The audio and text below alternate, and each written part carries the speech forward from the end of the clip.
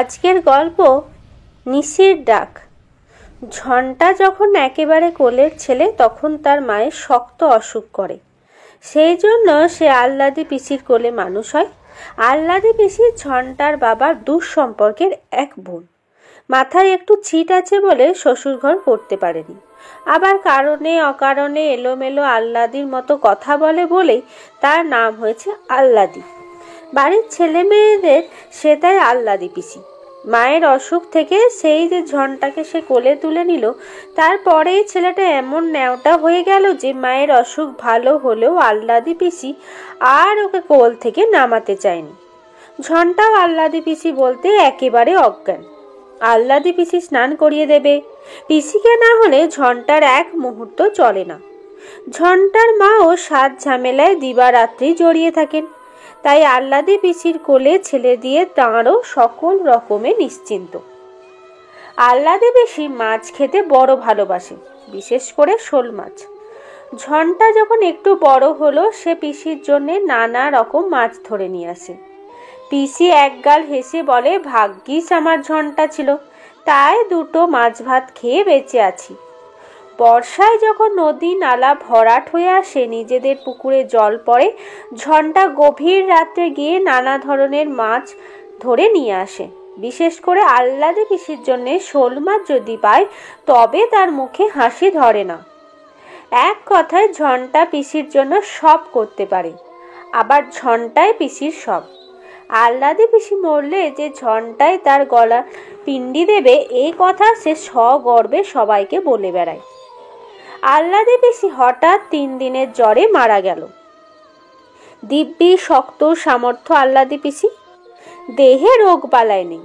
অমন ভাবে যে হঠাৎ মারা যাবে তা বাড়ির কেউ ধারণাই করতে পারেনি। দুর্দান্ত দস্যি ছেলে ঝন্টা। আহ্লাদি পিসির মৃত্যুর পর কে যেন তার মুখে বোবা কাঠি ছুঁয়ে দিয়েছে। কারোর সঙ্গেই কথা কয় না, খায় না, উদাস চোখে একদিকে তাকিয়ে থাকে। ছেলে যেন দিন দিন শুকিয়ে যেতে লাগলো। রাত্রিরে ঘুমের ঘোরে ঝন্টা ধর্মর করে উঠে বসে। মা সুধন, হ্যাঁ রে ঝন্টা, বিছানার উপর উঠে বসলি কেন? এখন তো অনেক রাত, ঘুমিয়ে পড়।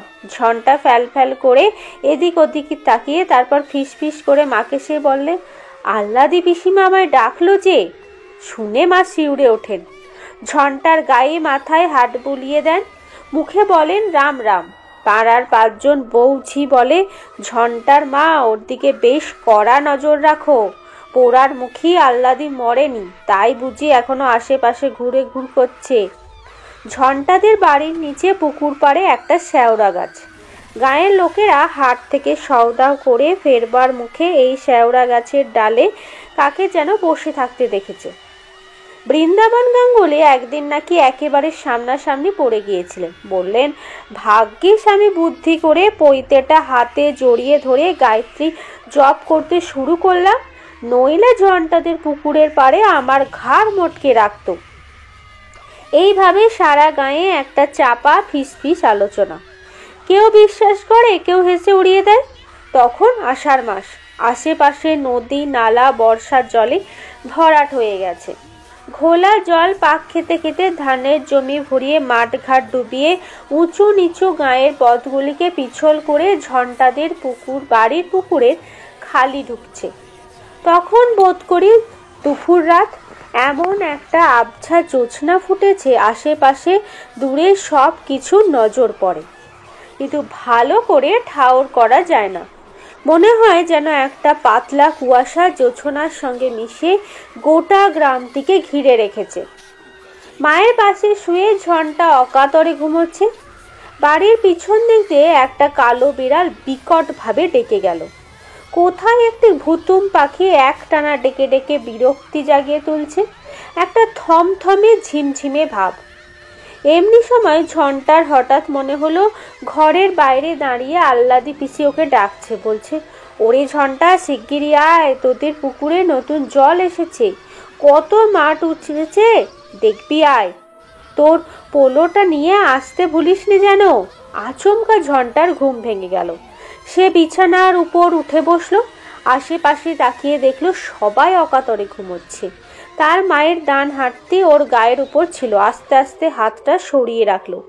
কে যেন কানের কাছে বলল, দরজাটা ভেজিয়ে দে ঝন্টা, নইলে ওরা জেগে উঠবে। ঝন্টা বিনা প্রতিবাদে ঘরের দরজাটা ভেজিয়ে দিয়ে হন হন করে পুকুরের ধারে চলে গেল। নিশুতি রাত, কেউ কোথাও জেগে নেই। কলকল করে বর্ষার জল ঢুকছে খালে। ঝন্টা ছপ ছপ করে পোলো ফেলছে আর রাশি রাশি মাছ ধরছে। এত শোল মাছ কোত্থেকে এলো? ঝন্টা ভেবে কুল কিনারা পায় না। ও যে খালি সঙ্গে এনেছিল সেটা মাছে ভর্তি হয়ে গেল। কিসের যেন একটা পোড়া গন্ধ ক্রমাগত তার নাকে আসছিল। তার আকর্ষণে ঝন্টা সেই মাছ ভর্তি খালই নিয়ে এগিয়ে চলল। এ কি? এ যে সেই শেওড়া গাছ! আমায় শোল মাছ পোড়া খাওয়াবি ঝন্টা? ঝন্টা অবাক হয়ে তাকিয়ে দেখলো গাছের ঢালে পা ঝুলিয়ে কে যেন বসে আছে। আহ্লাদি পিসি না? দেখতে ঠিক সেই রকম। এতক্ষণে ঝন্টার জ্ঞান ফিরে এলো। আহ্লাদি পিসি তো মরে গেছে। ও তাহলে কার ডাকে নিশুতি রাতে মাছ ধরতে ঘর থেকে বেরিয়ে এসেছে? ভয়ে ওর মাথার চুলগুলি খাড়া হয়ে উঠল। সে প্রাণপণ চেষ্টা করলো পালিয়ে যেতে, কিন্তু পা দুটো কিছুতেই উঠছে না। শেষকালে মনে জোর এনে ঝন্টা মরিয়া হয়ে ছুটতে শুরু করে দিল। পিছন থেকে আহ্লাদি পিসির কান্না শোনা গেল, ওরে ঝন্টা, শোল মাছগুলি আমায় দিয়ে যা, আমি আর কিচ্ছু চাইনি। আহ্লাদি পিসির কথা যত কানে আসে ঝন্টা তত ছোটে। হঠাৎ সে দেখলো একটা বিরাট লম্বা শেওড়া গাছের ডাল ওদিক থেকে এসে তার হাতের মাছের খালই ছিনিয়ে নিয়ে গেল। একটা আর্তনাদ করে ঝন্টা সেইখানে অজ্ঞান হয়ে পড়ে গেল। তার চিৎকার শুনে বাড়ির থেকে লোকজন এসে যখন পৌঁছালো, ওর মুখ দিয়ে তখন গ্যাঁচলা বেরোচ্ছে। অবশেষে মায়ের বুক ভরা কান্নায় 3 দিন পর ঝন্টা তাকালো, কিন্তু কি হয়েছিল কোনো কথাই সে মনে করতে পারে না।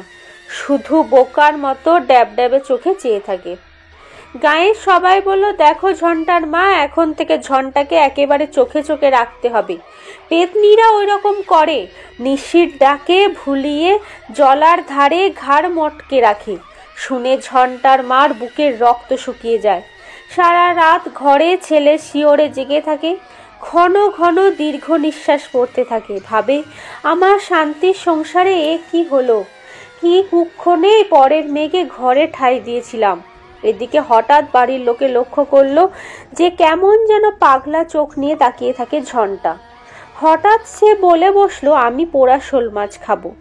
অমনি সঙ্গে সঙ্গে কোত্থেকে একটা পোড়া শোল মাছ ঘরের মাঝখানে এসে পড়ল। ভয়ে আটকে উঠল সবাই। ক্রমে ব্যাপারটা সহজ হয়ে এলো। দেখা গেল যে ঝন্টা যখন যা চায় কে যেন সঙ্গে সঙ্গে তাই এনে হাজির করে। সেদিন দুপুরে গরমে আয়ঢাই করতে করতে ক্ষীণ কণ্ঠে ঝন্টা বলল, মা, এক গ্লাস ঠান্ডা জল দাও না। মুখের কথা খসাতে যতটুকু সময়, দেখা গেল সুন্দর একটি গেলাসে টলটলে পরিষ্কার জল। ঝন্টা সেই জল খেতে যাচ্ছিল, কিন্তু ওর মা হাত দিয়ে সব টুকুন মেঝেতে ফেলে দিয়ে বললেন, কখনো মুখে দিস নে ঝন্টা, ওসব পেতনিতে জোগাচ্ছে। সন্ধ্যের পর পাড়ার মেয়েরা দল বেঁধে আসতো ঝন্টাকে দেখতে। কথায় কথায় গাঙ্গুলি গিন্নি বললেন, আমার জর্দা ফুরিয়ে গেছে, কাশির জর্দা না হলে আমার মুখে রোচে না। আপন মনে ঝন্টা বলল, তুমি জর্দা খাবে ঠান্ডি?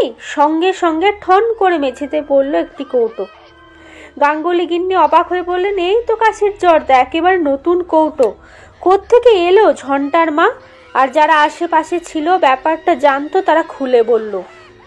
জর্দার কৌটোটা গাঙ্গুলি গিন্নি হাতে তুলে নিতে যাচ্ছিলেন, কিন্তু যেই আহ্লাদি পেতনির কথা শুনলেন, অমনি রাম রাম করতে করতে একেবারে নিজেদের বাড়ির দিকে পা চালিয়ে দিলেন।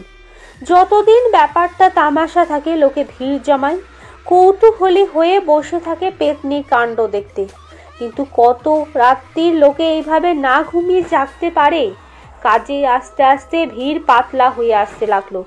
গমগমে বাড়ি আবার মানুষ জনশূন্য থমথমে হয়ে গেল। কিসের যেন দুঃস্বপ্ন দেখে মাঝরাত্রিরে ঝন্টার মায়ের ঘুম ভেঙে যায়। মা ছেলেকে বুকের কাছে প্রাণপণে টেনে নেন। বাঁশঝাড়ের পেছন দিক থেকে যেখানে একটা ঝিঝি ডেকে চলে, সেখানে কার যেন কান্নার রেশ শুনতে পাওয়া যায়। মা চমকে উঠে বসেন, ছেলের মাথায় হাত রেখে সারা রাত ধরে দুর্গা নাম জপ করতে থাকেন। কেবলই মনে হয় তার কোলের ছেলেকে কে যেন ছিনিয়ে নিতে আসছে। সেদিন সন্ধে থেকে একটানা ঝিরঝিরে বৃষ্টি হচ্ছে। দূর বনে প্রহরে প্রহরে শিয়াল ডাকছে, মনে হচ্ছে যেন ওরাও খুব ভয় পেয়েছে। পাখি পাখালিরা কখন যে গিয়ে বাসায় সেধিয়েছে কেউ খবর রাখে না। গেরস্ত বাড়ির গোয়ালগুলিতে গরুগুলি এমনভাবে হামলাচ্ছে যে মনে হয় অশুভ কোনো ইঙ্গিত পেয়েছে।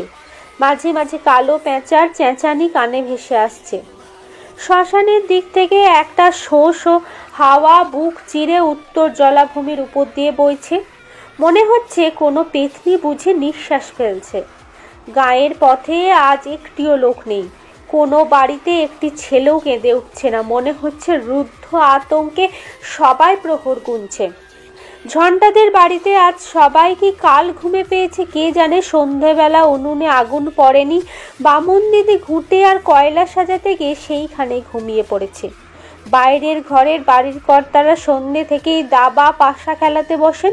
তাদের চিৎকারে আশেপাশে 10টা লোক ঘুমোতে পারে না। আজ আধার ঘনিয়ে আসবার সঙ্গে সঙ্গে দাভার ছক এক পাশে সরিয়ে রেখে সবাই ফরাসের উপর অঘরে ঘুমাচ্ছে। অবিশ্রান্ত বর্ষণ চলছে, তারই সঙ্গে তাল বজায় রেখে খান্না ডোবার ব্যাঙেরা আসর জমিয়ে তুলেছে। আকাশের সমস্ত তারা মেঘে ঢাকা পড়েছে। মাথার উপর কালপুরুষ একটা সাংঘাতিক কিছু ঘটবে বলে বুঝি দম বন্ধ করে প্রহর গুনছে। ঝড়ের গর্জনে বিপদের ইঙ্গিত। মায়ের পাশে শুয়ে অকাতরে ঘুমোচ্ছে ঝন্টা। এমন ঘুম যে দেখে মনে হয় ওর দেহে বুঝি প্রাণ নেই।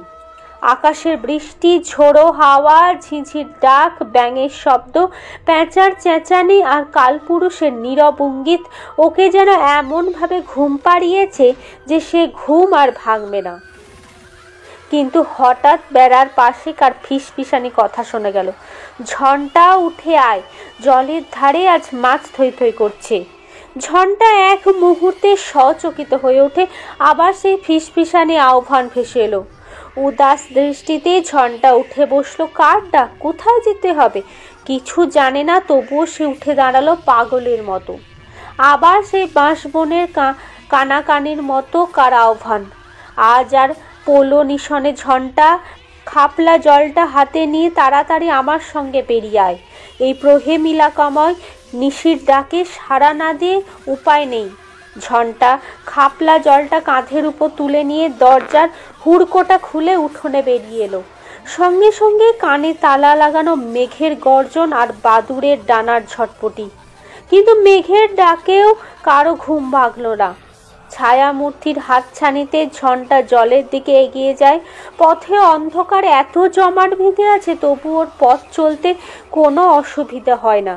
ওই যে ওইখানে কত মাছ ঘায়ে মারছে, তুই দেখতে পারছিস নে ঝন্টা? এগিয়ে যা, ছুঁড়ে দে খাপলা জাল। অশরীরী নির্দেশ শুনে ঝন্টা একেবারে জলের মধ্যে পা চালিয়ে দিল।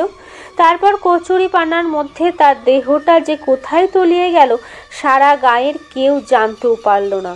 শুধু ঝন্টাদের বালির কালো বিড়ালটা ওর মায়ের কাছে কেঁদে কেঁদে ফিরতে লাগলো। মায়ের কাল ঘুম তবু ভাঙল না। পরদিন ছেলেরা যখন ঝন্টার মৃতদেহটা জালে টেনে তুললো, সারা গায়ের মানুষজন একেবারে হুমড়ি খেয়ে পড়ল।